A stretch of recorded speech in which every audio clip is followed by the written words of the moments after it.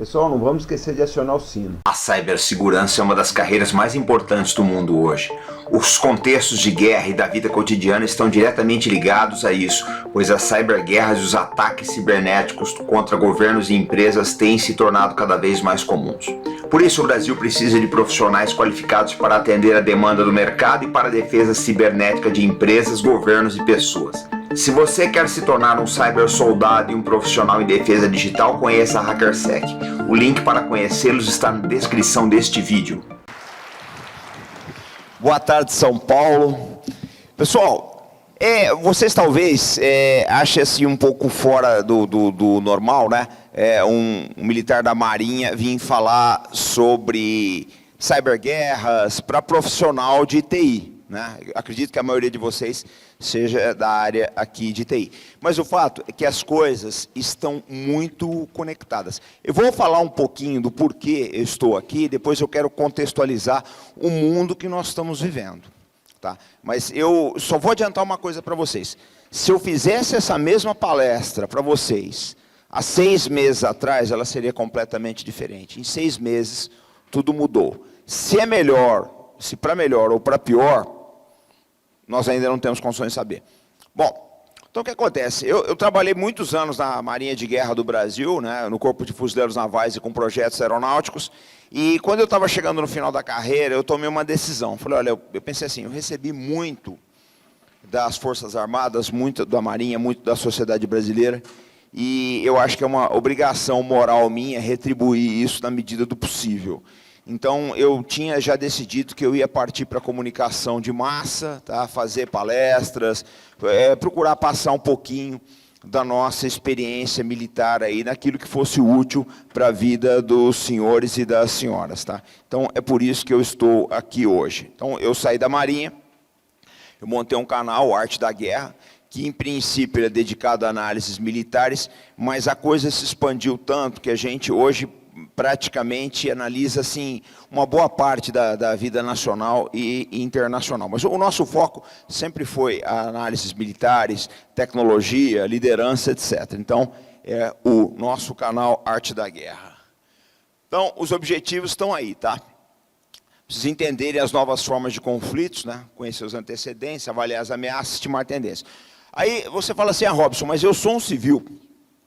Por que eu tenho que entender as novas formas de conflito? Porque vai impactar a vida de vocês, gente. Vai impactar a vida de vocês. Né? Há pouco tempo atrás, o preço da gasolina chegou a bater, acho que R$8 o litro, uma coisa assim. Agora deu uma queda. É fruto desse mundo. E outra, gente, não pensem, não tenham a doce ilusão de que o preço dos combustíveis vai se estabilizar. Eu não acho. O que está acontecendo é o seguinte, os Estados Unidos estão queimando as reservas estratégicas de petróleo que eles têm no Texas e na Louisiana como se não houvesse amanhã. Então, lógico, você inunda o mercado com petróleo, o preço vai baixar. Mas nós não sabemos até quando isso vai durar. O cenário aí, ninguém está com um cenário muito otimista do petróleo para o ano de 2023. Tá? Pode ser que se estabilize, mas a possibilidade é remota. Então, isso aí já mostra para vocês que essas novas formas de conflito, elas vão influenciar as suas vidas. Tá? Se para melhor ou para pior, eu não tenho condições de dizer, porque, na verdade, toda crise encerra uma oportunidade. Né? Toda crise, por exemplo, aí na época da pandemia, os vendedores de imóveis para escritório ganharam um bom dinheiro, porque todo mundo partiu para o home office e precisava equipar a casa. Então, toda crise ela tem uma oportunidade. Em compensação, muita gente que tinha pequenos comércios acabou fechando. Então, vocês têm que estar preparados para entender esse mundo que está se formando aí e poder viver nele, porque vai ser um mundo muito mais complexo. As mudanças são muito mais rápidas. Às vezes eu preparo um vídeo aí, meio-dia, quando chega às 6 horas da tarde, ele já está desatualizado. Isso acontece muito, tá? Bom, então deixa eu... Esse aí é o canal Arte da Guerra.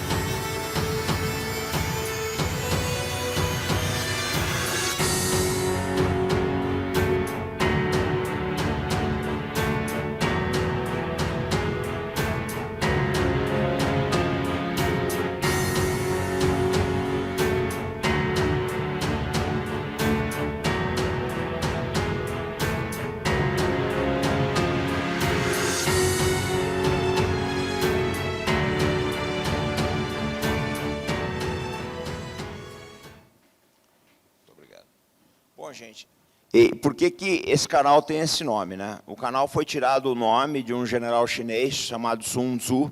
Ele viveu 25 séculos atrás e é uma obra maravilhosa, porque tem gente que acha que a arte da guerra é um compêndio, né, sobre assuntos militares. Não é. É um compêndio sobre a natureza humana. Se vocês estudarem a arte da guerra em profundidade, vocês vão começar a entender melhor a si mesmos, aos outros e ao mundo. O povo chinês, ele tem assim uma gama de experiências que talvez nenhuma outra civilização tenha passado até hoje. Tem gente que fala que a China é uma civilização em forma de país, e é uma grande verdade. Eles são extremamente controversos, talvez eles tenham entendido muito do que é a natureza humana. Só para vocês terem uma base, as maiores guerras civis da história aconteceram na China. Se você fizer uma lista das 10 guerras mais mortais pelas quais o planeta passou, 5 provavelmente estão na China. Só a rebelião Taiping do século XIX, acho que foram quase 30 milhões de mortos. Então, é um povo que entende muito os danos que a violência política, a violência de uma guerra civil pode trazer para uma sociedade. Eu recomendo, com empenho, que vocês leiam A Arte da Guerra. Esse livro, assim, eu acho que ele nunca foi tão aplicável quanto nos dias de hoje. Bom, isso aqui é o fulcro da nossa palestra, é a base de tudo, gente.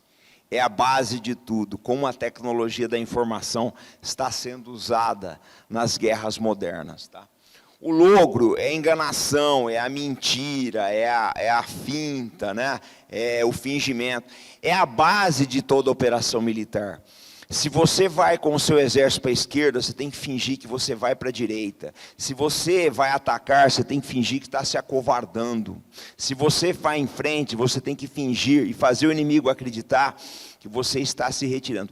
Essa é a base de tudo, gente. Se vocês entenderem isso, que toda operação militar bem-sucedida, ela tem como base o engano e a mentira, você já entendeu, acho que 50% da coisa. Isso é do livro do Sun Tzu, isso tem 2.500 anos.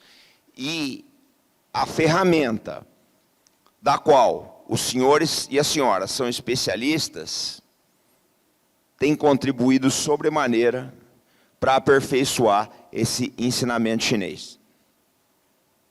Bom, então eu quero mostrar o seguinte, né? Que esses engodos, eles são velhos. Isso aí é de 1943, 44, muito antes da... Deixa eu ver como é que faz para colocar aqui o... Deixa eu ver se tem um laser. Aqui tem o laserzinho. Muito antes da invenção do computador, os britânicos já usavam isso aqui, um avião Lancaster, né? Aqui ele está lançando uma nuvem de papel de alumínio cortado, milhões de microfragmentos de alumínio. O que isso fazia? Isso era disposto de uma forma, né, de uma concentração ideal de vento, pressão atmosférica, direção das correntes, etc., de maneira que, quando esses papeizinhos de alumínio, né, esses pedaços de alumínio, fossem jogados no ar, isso criava nos radares inimigos uma mancha, tá? Uma mancha que dava a ideia de um comboio se aproximando em determinado local. Então o cara ele não sabia, ele está lá no radar, porque hoje em dia, na guerra moderna, você quase não vê o inimigo, 90% do tempo você está atrás de um sensor. Então o que acontecia? O sujeito estava ali, operando um sensor de radar. Ele olhava na repetidora e ele via isso aí e ele avisava o comando dele, olha, tem um comboio se aproximando aí na direção noroeste. E não era, o comboio na verdade estava vindo por outro canto. Né? Isso aí era apenas o despejamento de uma nuvem de papel de alumínio que criava essa falsa impressão. Hoje, com os meios que a tecnologia de informação nos oferecem, você faz isso com uma facilidade muito maior. Os meios hoje em dia, que facilitam, né, com que você iluda o seu inimigo, eles têm assim, uma penetração muito maior. Vocês mesmos, provavelmente, já foram vítimas de alguns desses meios, e não sabem. Eu vou contar depois um cenário que aconteceu com uma rede de comunicações aqui no Brasil, foi interessante. Eles caíram num conto que foi criado lá na Ucrânia. Aí vieram me procurar, eu falei, sai dessa que isso é roubada. Bom, esse filme aqui é da Netflix, quem puder assiste depois, tá? Chama O Soldado que Não Existiu. A história é interessantíssima. Os britânicos iam invadir, e os americanos iam invadir a Sicília, no sul da Itália, e eles precisavam dar a impressão que a invasão ia ser em outro lugar, para que os alemães tirassem as tropas dali. Então eles pegaram o cadáver de um mendigo britânico, né, vestiram ele com roupas de um militar, jogaram nas costas da Espanha, né, numa praia da Espanha, com uma maleta presa no pulso, e nessa maleta tinham todos os planos de invasão da Grécia. Os alemães, o conteúdo da maleta foi passado para os alemães acreditaram na história, tiraram as tropas da Sicília e colocaram na Grécia. Então, quando os britânicos e americanos invadiram a Sicília, tudo ficou mais fácil. Então, você vê que naquela época era muito mais complicado. Você precisava de um cadáver, jogar ele na praia, de submarino. Hoje não, você simula todas essas operações aí através de um tráfego de dados, né? Um tráfego de dados ilusório, com as informações que você quer plantar aí no sistema de análise do inimigo, você já causa um estrago muito grande. Essa história aqui é realmente interessante. Esse aí é um general israelense, tá? Na Guerra dos 6 Dias, na Guerra dos 6 Dias, ele estava falando no rádio e ele ficou muito tempo falando. Os egípcios ouviram a transmissão de rádio dele e triangularam, você consegue triangular isso daí? Abraham Mandler, o nome dele. Ele ficou muito tempo falando no rádio, o pessoal triangulou a posição e bombardeou, ele acabou morrendo. Hoje em dia, isso que a gente fazia com o rádio, essa triangulação do rádio, você faz com o celular. Eu vou mostrar um caso que aconteceu na Ucrânia. O pessoal ficou mandando muitos dados de celular aqui. É um assunto que vocês conhecem bem melhor que eu. Mas a gente precisa ver sempre a parte militar da coisa, né? Militar é uma raça complicada, gente, porque é como diz aquela piada, né? Se tudo que você tem na mão é um martelo, você vai pensar que o resto do mundo é prego. Então a gente tem essa visão das coisas. Você vê um método, você vai falar, como eu posso empregar isso aí em combate. E o Mandler acabou morrendo por isso. Ele falou muito tempo no rádio. Bom, aí vocês veem o seguinte, isso é na Guerra do Vietnã. Tá? Outro exemplo de enganação também. Você vê os soldados americanos aí, tá? Essa aqui não foi a ofensiva do Tet, 1968, janeiro de 68. Mesma coisa. Os norte-vietnamitas começaram a simular tráfego de rádio em regiões diferentes aí para dar aos americanos a impressão de que os ataques seriam ali. Então você começa a rastrear uma nuvem de informações de dados, uma quantidade muito grande de mensagens circulando. Isso vai formando na cabeça dos comandantes a ideia de que um ataque vai vir dali, e não era, né? Então o que aconteceu? Os americanos e os sul-vietnamitas estavam esperando um ataque, acho que na fronteira do Camboja, do Laos, não lembro bem, para dias depois. O pessoal falou, olha, realmente não deve ter nada agora, vamos dar folga para os soldados.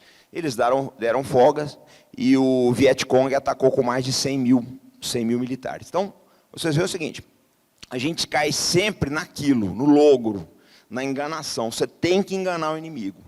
Porque aí você vai diminuir a quantidade de perdas, né? Você vai fazer com que ele posicione tropas em condições desfavoráveis para você, e você acaba tendo todas essas vantagens aí. Então essa é um mapa do Vietnã, né? Como eles enganaram. Aí eu coloco essas coisas aí, gente, porque hoje é muito mais fácil. Isso está acontecendo na Ucrânia, é muito mais fácil você fazer essas operações de enganação. Lógico que para você contestar elas, você consegue uma facilidade grande também. Mas, hoje em dia, as ferramentas da tecnologia de informação, elas são uma arma de guerra importantíssima. Não é assim, vamos dizer, decisiva, como nenhuma arma é, mas elas são importantíssimas. Bom, isso daí é a continuação da matéria, né? Como a liderança de Hanoi enganou os americanos no Tet. agora a gente começa a entrar na era moderna, né? Alguém aqui conhece a DJI? Quem é que já ouviu falar dessa empresa aí? Bom, bastante gente conhece.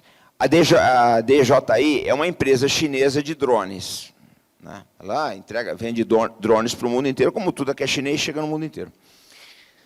Só que o que acontece é o seguinte, ela não faz drones militares, ela faz drones de aplicação civil, né? Drones de filmagem, de agrimensura, o que quer que seja.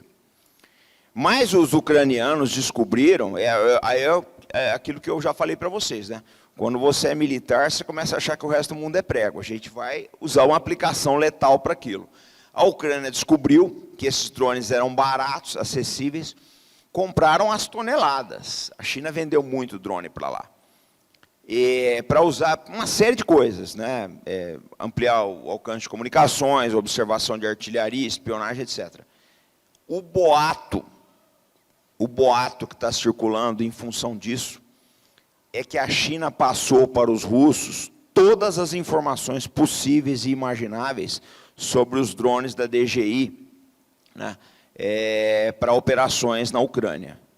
Então ficou, não se sabe, não há como se comprovar se isso é verdade, mas isso gerou uma comoção internacional muito grande. Parece que a China está querendo parar de vender para lá. Mas o problema é que a quantidade desses drones que estão no mercado internacional é tão grande que fica muito difícil você fazer isso. Só para vocês terem uma base. A coisa foi tão feia, em termos de dados que vazaram, que os russos conseguem fazer o seguinte: se você está pousando com o drone está pousando, já está caindo munição de artilharia ali. Os caras já estão bombardeando. O drone está pousando, ele já tem a localização.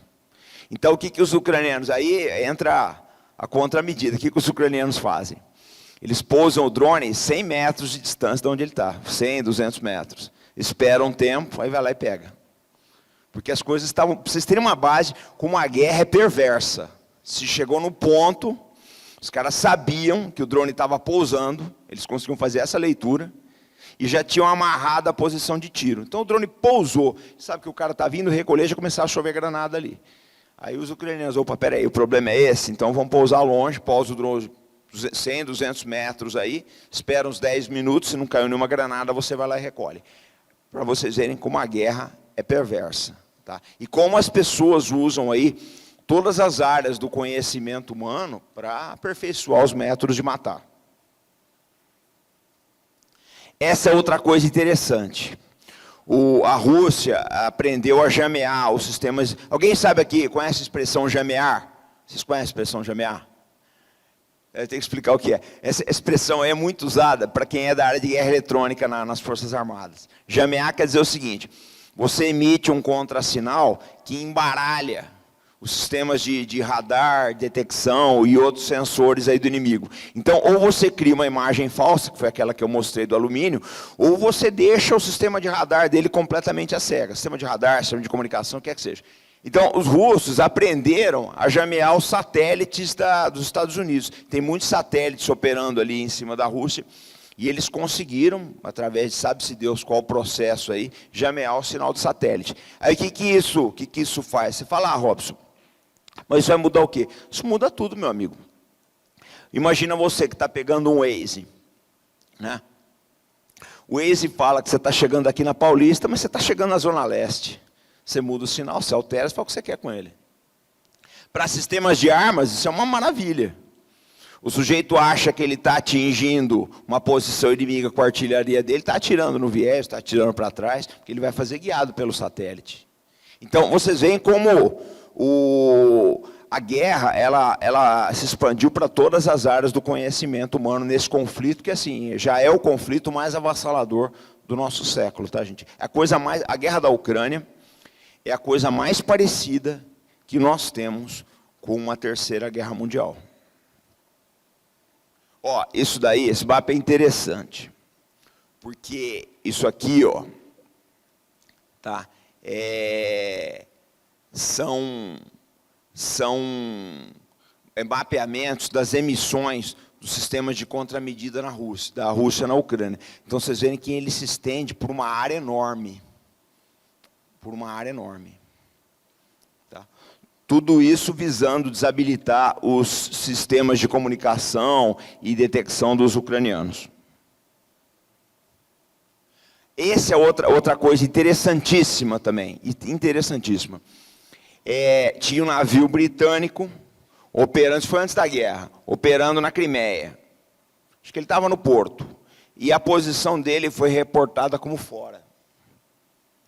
Então, eles conseguiram enganar os sistemas de localização de navios de maneira a trocar a posição do mesmo. Agora, essas coisas, gente, é muito difícil apurar a verdade disso.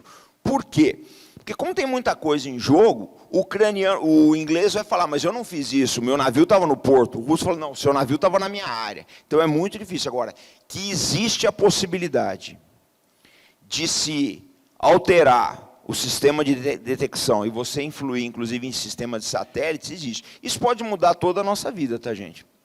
Isso pode mudar toda a nossa vida. Imagina uma obra que você está fazendo, uma obra gigantesca, aí, que é baseada em informações de satélite, e você passar por esses tipos de problema. Nesse ponto foi exibido o vídeo do brasileiro que precisou sair correndo da Ucrânia, tá? Mas como nós não podemos colocar esse vídeo aqui, porque tem a questão de direitos autorais, eu vou deixar o link aqui na descrição para vocês assistirem.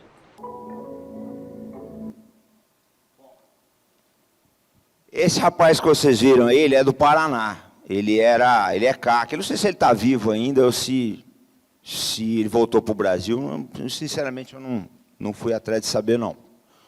Eu vou contar a história dele para vocês, que é a história de outros 19 brasileiros que não tiveram tanta sorte como ele teve, morreram na Ucrânia. A imprensa começou a vender a ideia aqui no Brasil, a imprensa, alguns canais do YouTube, de que a guerra da Ucrânia era um safari para caçar soldado russo. Você ia lá, dava uns tiros, matava uns russos, pousava no Instagram, virava herói. Isso foi passado. A imprensa passou essa noção. Hoje pararam de falar isso aí, porque começou a morrer gente pra caramba. E esse rapaz foi para lá. E tinha um quartel, eu acho que era perto de Lviv, onde se concentrava todo mundo que vinha de outros países. Parece que tinha 180 pessoas ali. E esse pessoal ficava o dia inteiro no Zap Zap, no Instagram, no Twitter, tudo quanto é, o Kawaii, todas as redes sociais, né? Olha, gente, se você está numa concentração de 180 pessoas, de diversas nacionalidades, a possibilidade de ter um espião ali trabalhando pelo inimigo é alta. É enorme. Você não sabe quem é o cara do teu lado. O cara fala, eu sou do Tajiquistão. Você não sabe qual é o antecedente dele. Se esse cara é um infiltrado de uma rede de espionagem, mesmo dos ucranianos. Então, o que acontece? Ele deu sorte, acho que ele estava fora do prédio, ou os russos, algum espião, passou a posição do prédio, ou alguém postou alguma informação na internet, os russos fizeram investigação reversa e uma geolocalização através da foto, não se sabe o que foi que aconteceu. O fato é que os russos fizeram uma eficácia que a gente chama de artilharia, é quando você já tem a posição inimiga plotada, você sabe que os tiros ali vão ser certeiros, então você carrega, em vez de você dar um tiro, você dá 100. Os russos fizeram uma eficácia de mísseis ali e mataram quase 200 voluntários. Ele escapou por sorte, esse cara escapou por sorte. Então, é um lance assim, que eu falo para vocês. Hoje em dia, o celular, ele te ajuda em muita coisa, mas ele é também um alcagueta, um dedo duro. O Google sabe tudo de você. Ontem eu estava limpando meu espaço no Drive, aí, eu achei foto de 5 anos atrás. Então, é aquela história. Se eu tenho condição de achar, você imagina um sistema militar como o dos russos ou dos ucranianos, que tem especialistas, contam com especialistas. Porque você pega... Oi, pode falar. Quer pegar o microfone aqui? Vê seu nome? Boa noite. Boa noite, eu sou o Leandro. Eu acompanho essa reportagem e eu lembro que uma das informações que ocorreram é que durante a interceptação militar dos russos, eles capturaram pelo roaming do celular várias nacionalidades com a mesma geolocalização. Então eles identificaram um monte de números aleatórios ali, mais 55, mais 1, somou tudo, e foi exatamente esse tipo de ataque que provocou toda essa catástrofe. Tá? Obrigado. Ô, Leandro, obrigado pela contribuição. Gente, eu penso assim, eu vejo da seguinte forma. Isso que ele colocou é muito importante, porque na mesma medida que a tecnologia ela te dá soluções, ela oferece riscos também. E outra, vamos ser honestos, né? Alguns dos melhores hackers do mundo estão na Europa Oriental. E outra, não pensem vocês que nesse país a coisa é um pouco diferente do Brasil. Vocês vão num congresso desse aqui, e algum recrutador das Forças Armadas percebe que tem alguém ali que é uma virtuose do assunto, o cara vai conversar com você e fala, meu amigo, você não quer trabalhar para a gente? Não, ele nunca vai dizer para você que você está trabalhando para uma agência.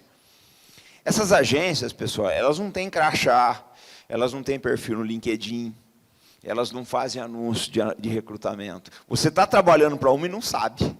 É assim que as coisas funcionam. Você vê um garoto que é bom, fala, o menino é bom naquilo ali.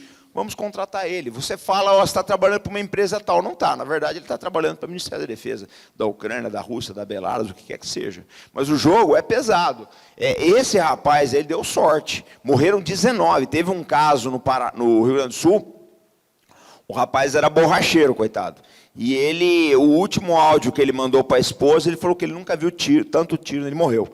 Ele nunca viu tanto tiro na vida dele.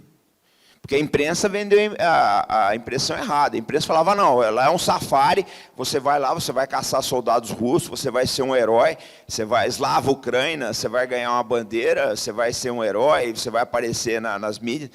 Na verdade, a maior parte acabou num caixão. Bom, só que tem o outro lado, porque pode ter acontecido o que ele falou. Os ucranianos também fizeram a mesma coisa. Também fizeram a mesma coisa. Tá? Conseguiram pegar uma base. Então, gente, é uma coisa muito complicada, que às vezes a gente precisa ensinar, principalmente para os mais jovens, que são os riscos das postagens. Eu vou contar uma história que aconteceu comigo, que mostra bem assim, como é que o pessoal às vezes não entende o risco que a gente corre numa operação militar. Eu estava fazendo uma operação no interior de Goiás, tem uns 2 anos isso. Nós vamos cobrir um lançamento de foguetes Astros. O Astros tem aí, o modelo que a gente está tirando, 60 km de alcance. E o Albert Cabaé, que trabalha com a gente, e a gente estava num caminhão à noite, tudo escuro. No interior de Goiás não tem sinal GPS. Não tem. O motorista à noite, ele se atrapalhou. Eu percebi, eu estava na boleia, eu percebi. Uma hora eu bati no ombro dele e falei, vamos voltar pelo mesmo caminho por onde a gente entrou. Isso aqui é uma zona de tiro de foguetes, meu amigo. Foguete de artilharia. Se você me entra numa área de tijolo quente, a gente vai morrer sem saber até por quê, porque estão dando tiro à noite também. Falei, então para. Ele não tinha mais sinal GPS, ele se perdeu porque não sabe ler uma carta. Carta que a gente diz é mapa.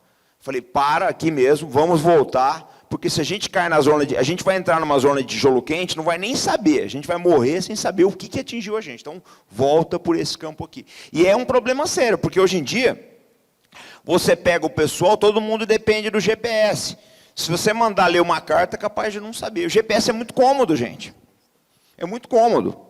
Na minha época de tenente, o cara te dava uma carta, uma bússola, você tinha que se virar. Era o verdadeiro inferno. Você aprendia a ler o terreno. Hoje em dia o pessoal não sabe ler. Se cair o sinal de satélite, eles vão ficar numa situação muito difícil.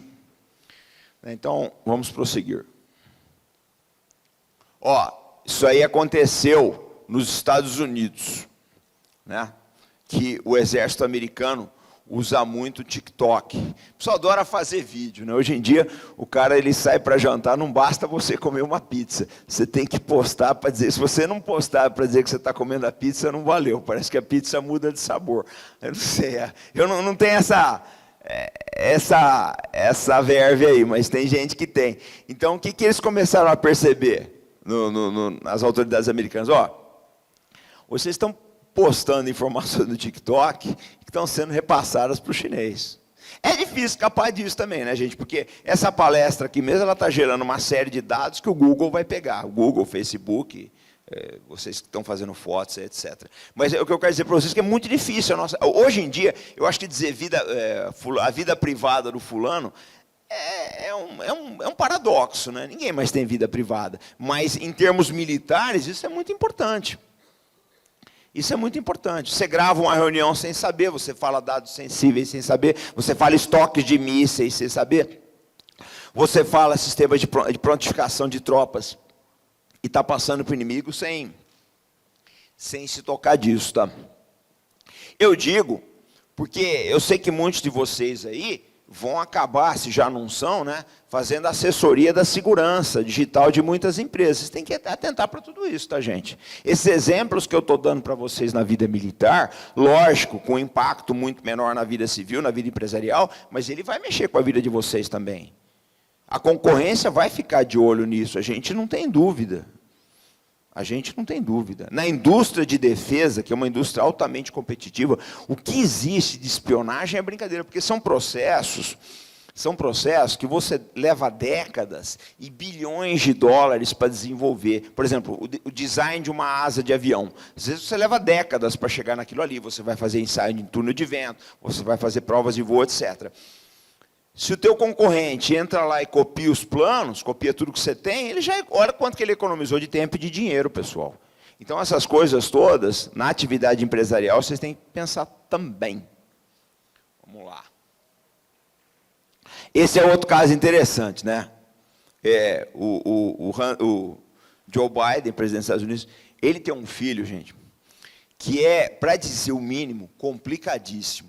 Só para vocês terem uma ideia, ele conseguiu colocar o rapaz na Marinha. O rapaz na Marinha entrou, acho que com 45 anos. Na Marinha dos Estados Unidos, principalmente se você for filho acho que ele era vice-presidente na época, do vice-presidente, você consegue, né? Ele colocou. O menino ficou 40 dias na Marinha, porque a Marinha descobriu que ele usava cocaína como se não houvesse amanhã, expulsaram ele. Filho do atual presidente.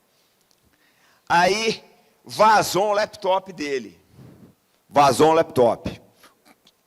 Que dizem que é dele, eu não sei se ele perdeu, a gente não... Tem, como é teu nome? Viu, Leonardo? Tem isso daí, a gente não sabe essas histórias, pessoal. Uma coisa que eu preciso falar para vocês, bem lembrado, Leonardo. Gente, deixa eu falar uma coisa para vocês. Todas essas histórias, vocês nunca vão chegar no fundo de verdade dela. Nunca.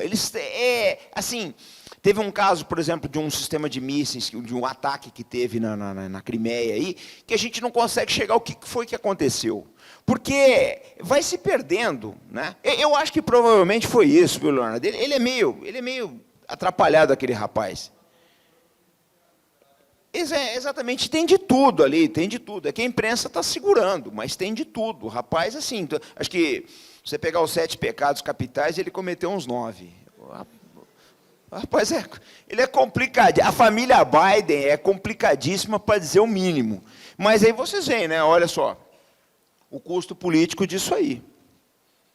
Né? A sorte deles é que a imprensa protege muito o pai dele. A imprensa é toda comprada nos Estados Unidos. Mas na rede social ele está sendo massacrado. Né? Vamos lá, então. Mas se ele contasse, eu tenho certeza que se ele contasse com a assessoria da HackerSec, isso não teria acontecido.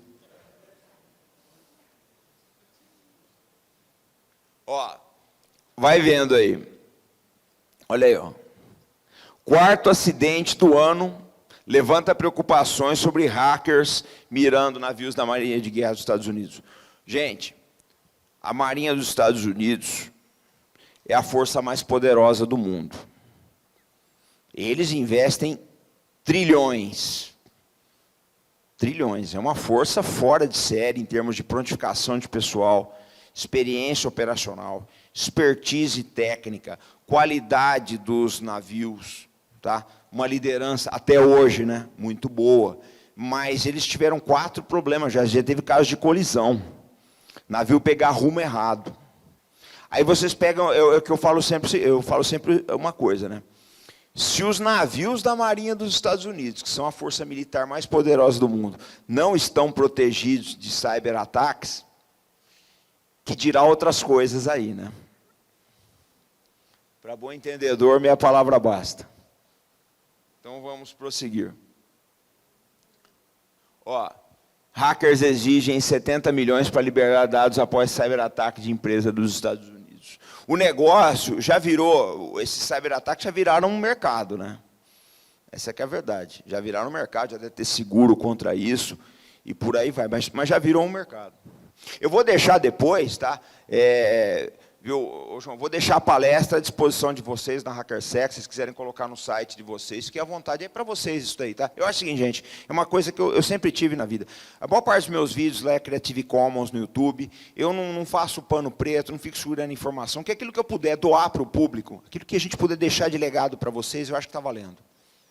É o que eu falei, o meu fulcro sempre foi esse. Eu saí da Marinha com a ideia de poder retribuir para a sociedade, de dar para vocês um pouquinho do que eu recebi. Então, tudo que eu produzo em termos de propriedade intelectual, eu não fico indo atrás. Se o pessoal copia vídeo do Arte da Guerra Direta, eu não estou nem aí. Digo, você não vai, não vou, deixa lá, cara, está espalhando, é bom, está espalhando a ideia. É isso, eu acho que isso é o que conta.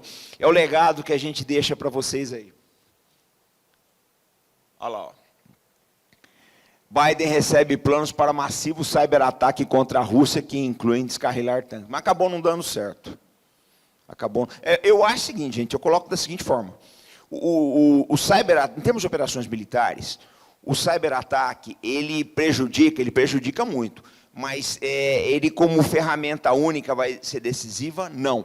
Porque no ramo das atividades militares, essa história de Wunderwaffe, né, de armas decisivas, não existe. Isso não existe. Tanto que a Ucrânia ela recebeu assim, uma quantidade de insumos, de armas fora de série dos Estados Unidos e continua tendo reveses aí. Tá? Não são armas que decidem as guerras. Tá? Vamos lá. Olha lá, ó, mais um do El País também. Vocês veem que um ataca o outro, né? O russo prejudicando o americano prejudicando o russo, por aí vai. É engraçado o seguinte, eu lembro que quando estourou a guerra da Ucrânia, acho que com 2 dias, eu estava fazendo uma palestra em Brasília e eu fiquei sem meu cartão de crédito, cara. O cartão de crédito deu pane total. A sorte que eu já estava com a passagem comprada, estava com tudo pronto e tinha um dinheiro no bolso. Simplesmente caiu tudo. Caiu tudo. Se foi, assim, cyberataque ou não, a gente não sabe, mas eu estava em Brasília, uma cidade que não é a minha, sem nada. Ó, e isso daí foi um problema sério. Foi no dia 10 de maio. Tudo depois do início da guerra, tá? Ataque de hackers a maior rolê dos Estados Unidos. Eles deixaram, literalmente, a costa leste sem gasolina. Foi um horror. Porque o problema também, gente, é que nós somos uma sociedade tecnológica. Você quer ver, quer ver o país virar de cabeça para baixo? É quando o Zap fica fora do ar. Agora já nem tanto, porque muita gente usa o Telegram. Mas toca horror, porque hoje em dia todo mundo faz comércio pelo WhatsApp, o pessoal faz transferência de contas bancárias e por aí vai. Ó, delação de cyberataque nos Estados Unidos vale 10 milhões. Você vê a preocupação que os americanos têm com cyberataques, tá?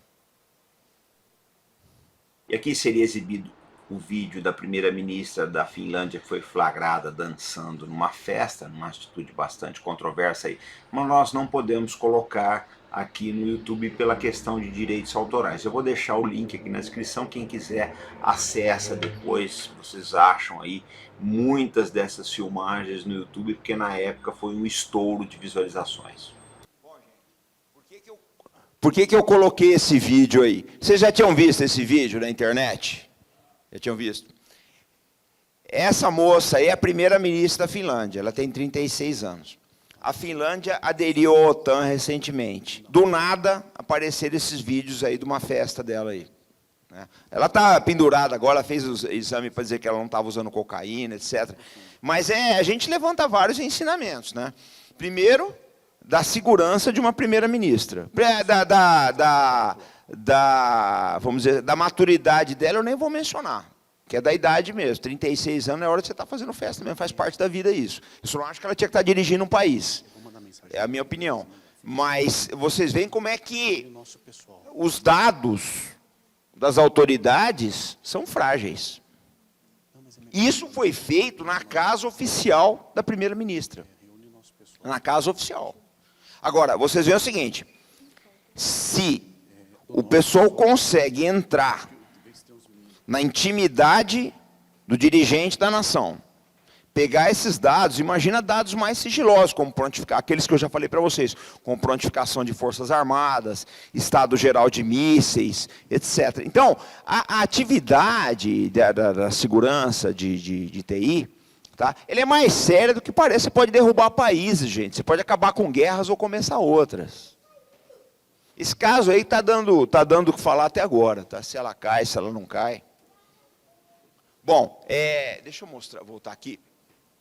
A gente está caminhando para o final. Deixa eu só colocar uma coisa interessante para vocês, né? O preço, olha só como é que o mundo que vocês vão viver é volátil. Isso aí é uma matéria da Reuters dizendo que o petróleo poderia bater $200 o barril. Foi aquela época que a gasolina bateu R$8 aqui, queria ter manifestação de caminhoneiro, etc. Aí, passado um tempo, vocês estão vendo aí, o petróleo foi a $96, metade disso. Então, você vê que é impossível fazer previsão no mundo que nem a gente está vivendo. É impossível, é muito dinâmico. É esse o mundo que vocês vão trabalhar, pessoal. Vocês vão viver, né? Bom, e é outra coisa importante que vocês precisam saber também. Essas aqui são as maiores empresas do planeta, né? Sendo elas a BlackRock, ela tem um total de assets aqui de 8,6 trilhões de dólares. A BlackRock, ela tem 1,6% do PIB do Japão.